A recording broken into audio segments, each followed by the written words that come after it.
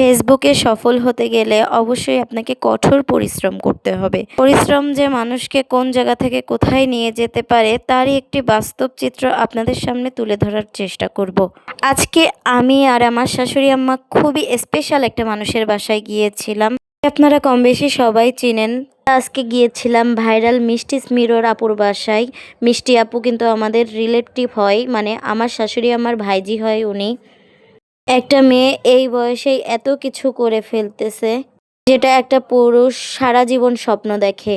আপু অনেক বেশি পরিশ্রমী এবং অনেক বেশি মেধাবী, যে কারণে এই বয়সেই এত সুন্দর একটা বাড়ি করে ফেলেছে। এই তো আমরা কথা বলতে বলতে আপুর বাসায় চলে এসেছি। এই যে আপুর ডুপ্লেক্স বাড়িটা তৈরি হচ্ছে, তো আমরা এই যে সিঁড়ি দিয়ে উঠতেছি এখন।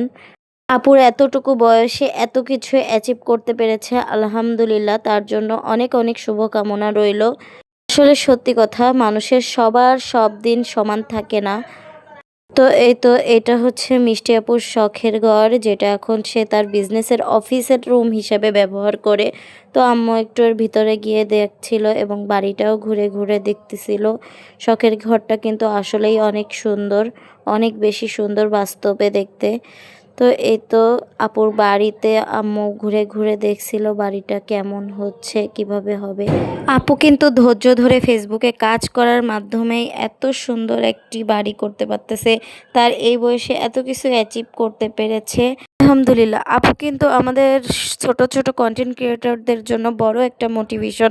আপনারা যারাই ফেসবুক থেকে কিছু একটা করতে চান, আর্নিং করতে চান, বা যাই হোক ফেসবুককে কেরিয়ার হিসেবে নিতে চান, অবশ্যই আপনাদেরকে প্রচুর পরিমাণে ধৈর্য ধারণ করতে হবে এবং প্রচুর পরিশ্রম করতে হবে। তাহলেই আপনারাও আপুর মতো সফলতা অর্জন করতে পারবেন।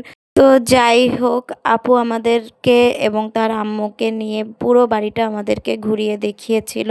2 তলায় কোন জায়গায় কি হবে সেটার প্ল্যানিংই ইঞ্জিনিয়ার দেখায় দিচ্ছিল।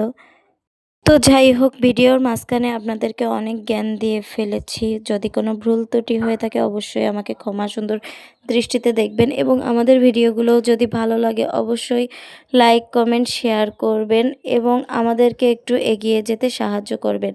আমরাও এখন নতুন ভিডিও শুরু করেছি।